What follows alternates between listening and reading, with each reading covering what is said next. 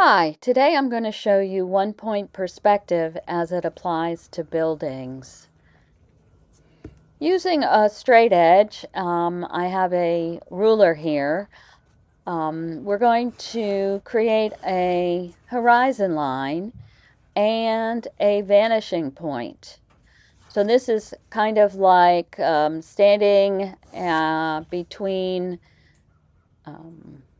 railroad tracks on the rails and looking down.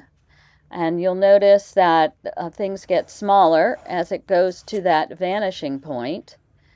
And that's what we're going to be building our structures on. So if you've got a building that you're putting in to your picture and it's higher than the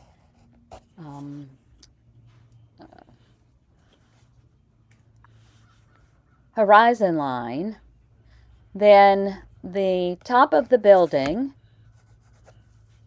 on the side facing the street will have a line from the top down to the vanishing point. So I'm doing two buildings here. The side of the building, the lines are parallel to the side of your paper, and the side of the top of the building is parallel to the top or bottom of the paper. So here I've drawn two buildings, one on the other side of each other, and erasing some of those lines to kind of not be confused about, what lines we're dealing with here. At this point, I'm going to make some windows. And if the window begins above the horizon line, you will draw those lines from the top down to the vanishing point. The sides of the windows are parallel to the sides of your paper. And so I've put two windows here on the left building, and now I'm putting in double doors. Now those double doors, the top of those double doors are below the horizon line, so the line goes from the bottom up to the vanishing point, as you can see here. And in this way you can add molding or other aspects of the windows or the doors accordingly. I do not have roofs on here. Roofs will depend on various things, including the pitch of the roof, and so that doesn't necessarily follow the lines to the vanishing point. So here I'm putting in some detail on the windows and trying to get it to line up with the vanishing point as we go back away from where we are here. Now, one of the things to notice, and I'm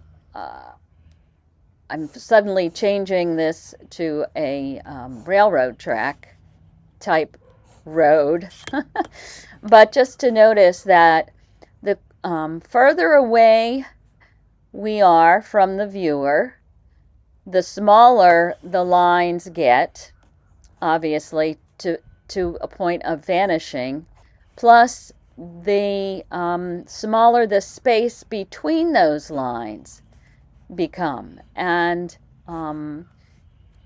again, those lines are parallel to the top and bottom of the paper that you're working on. So they eventually vanish. but the distance between those first lines closest to the viewer and the ones furthest away is quite a bit different, and it gets smaller as we go.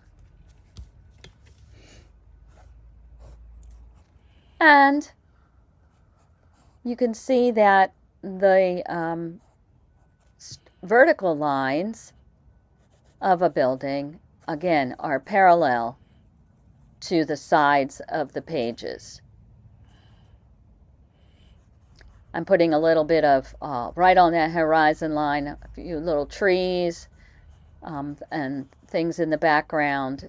They're going to be small in comparison to anything in the foreground. Now I'm going to apply that same one-point perspective to do a watercolor sketch in my sketchbook of this particular scene. And because the horizon line, you can't see the horizon line way down below those steps, I'm using the buildings lines to show me where that horizon line is, so that I could put a vanishing point on my page. So right now I'm starting the building that's closest to the viewer with the roof pitch, which looks about in line with the vanishing point, as well as the secondary building and the other buildings that follow as we go down the steps down into the valley. So I'm just getting the tops in place, which kind of follow the horizon, the vanishing point, I'm sorry, and then the base of it does not follow the vanishing point as much, kind of eyeballing it a little bit. And you can see where I am now just kind of sketching in where these other buildings go. And that pitch of the roof there on the side does not follow the vanishing point. So you'll have some that do and some that don't. If you're out sketching plein air, architecture, in any place. So I'm trying to establish where those vertical lines are. They're not exactly vertical. With those steps, they kind of go off to the right a little bit, go down to the right a little bit, and I'm just kind of getting those in right now. Once I determine some of the placement of the objects in here, including the floral foliage, which you always find in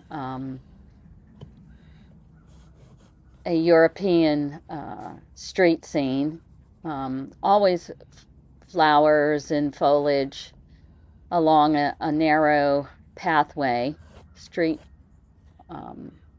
side street. Putting the roof ledge in that building closest to us, and now I'm putting in the windows according to, again, that vanishing point. So yeah, close enough. No measuring is involved. I just have a ruler here because that's the small straight edge that I have, and it's easier to use, but I'm not measuring anything. I'm just going by vanishing point and kind of eyeballing where the placement of my windows are. It's not completely accurate. I don't need it to be completely accurate. I just want to get a feel for this scene. And so sometimes I need to, kind of go back and just put a little suggestion of where a window might go before I actually put the lines in. A little point. I've done that a few places, and then when it looks fairly right to me, then I'll go in and put stronger lines in. There is a roof pitch here. Can't see it a whole lot, but it does go back a little bit, and there's a downspout along with a light post attached to the wall, so I'm going to sketch that in real quick. I think I've made that a little bit too big, but that's okay. It's just a sketch. And then there is another roof pitch at the end of that building, which it's hard to see, so I'm just kind of placing something in there which looks fairly accurate. And I think there's a chimney or something. Eventually I'm not even going to bother with that chimney, but a little bit of the scene between the buildings as the steps go down. There is a building, there is mountains, a little bit of sky, and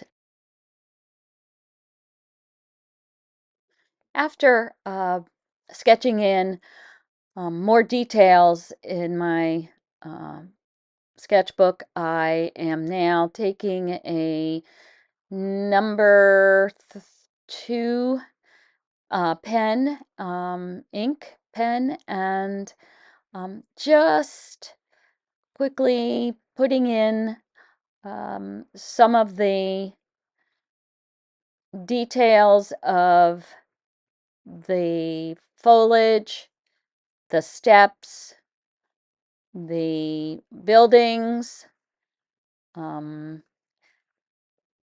not with complete accuracy, and certainly not with strong lines. It's kind of a sketchy type of line,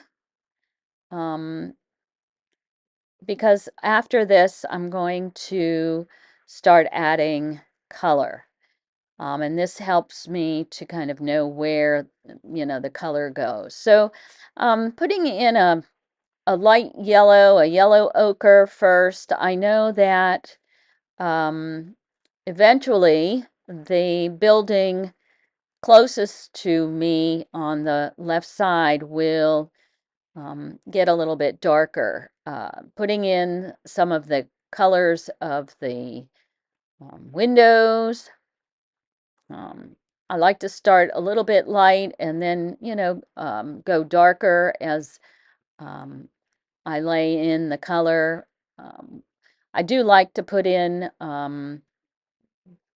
the background as much as possible.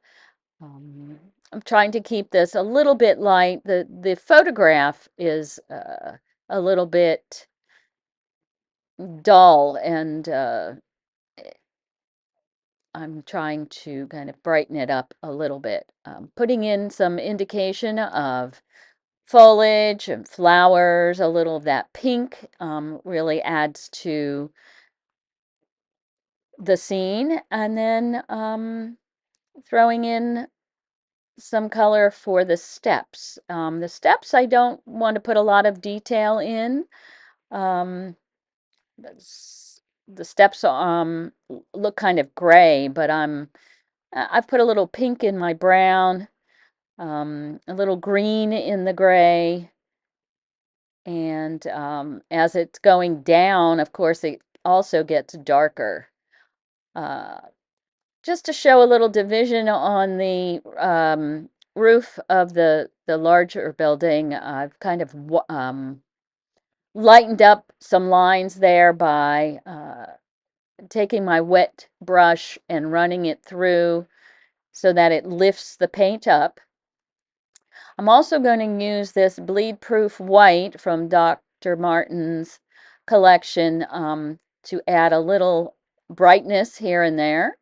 I also add this white to some color to bring out a color that may have gotten too dark. And so I've just done that to that window at the top there. I put a little bit of that brown with that white. It's bleed proof, but it is not waterproof. So if you wet it, it will act as watercolor. So you could leave it like that, or if you wanted to, you could add a little bit more detail like I did. And I think that's it.